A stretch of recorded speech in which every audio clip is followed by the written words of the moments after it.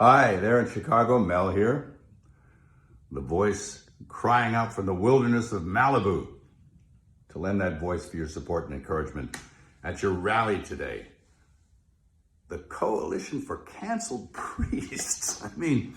It's not hard to believe that there is now such a thing, as personally I know many priests who have been canceled. But not for the reasons you'd think. It's not like they did a hit and run drive and left the scene of the crime or embezzled church funds, stole the altar wine, or committed some other heinous crime. No, not at all. And who's persecuting them? Well, their own bishops. How's that? Yep.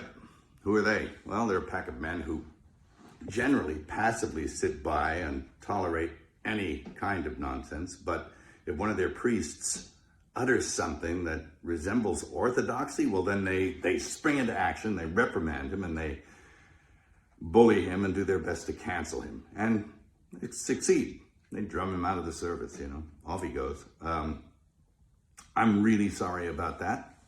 That's a grave injustice, and it's kind of white martyrdom. And it's nothing new. It really isn't. It's nothing new. And it's a symptom.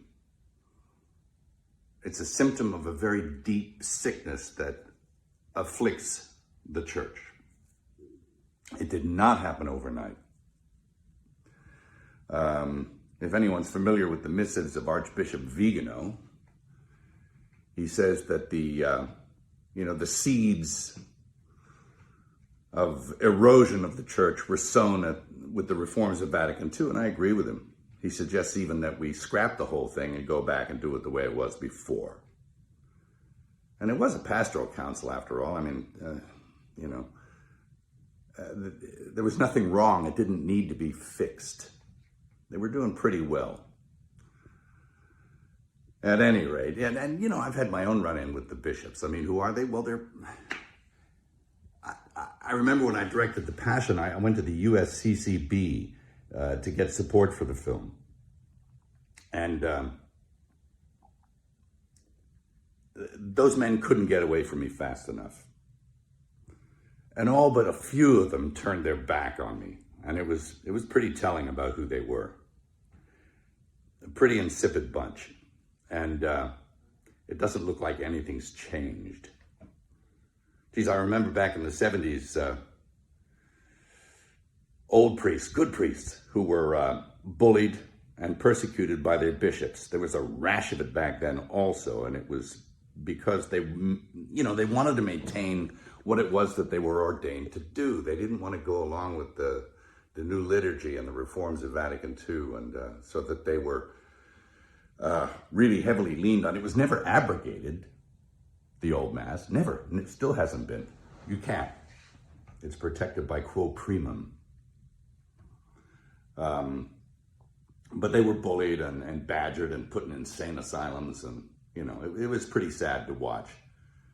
And this kind of thing is now happening again. And how are we supposed to know the good guys from the bad guys? Well, we were given a standard by which to judge them. By their fruits, you'll know them. By their fruits. Anybody seen any good fruit lately? No. It's tough. And look, I'm a pretty sinful guy. I'm as venal as the next guy. But I know the difference between a shepherd and a hireling.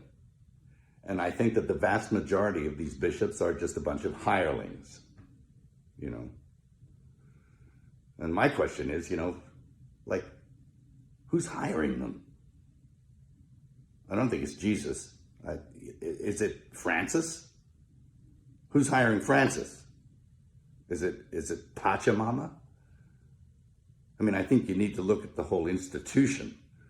And, I'll quote Archbishop Vigano again in saying that he believes that there was a parallel counterfeit church set up to eclipse the real one. He's suggesting usurpation or an inside job. It seems that way. Anyway, of course, we know the gates of hell will not prevail against it. The victory is God's, not ours. And it will flourish if we keep it in our hearts. It can flourish in our hearts and keep the faith. And that's what's going to happen. That's what I encourage you to do. Again, I'm sorry for your pain, the injustice. I'll definitely throw something in the hat to add my support. And God keep you and God bless you. Thank you.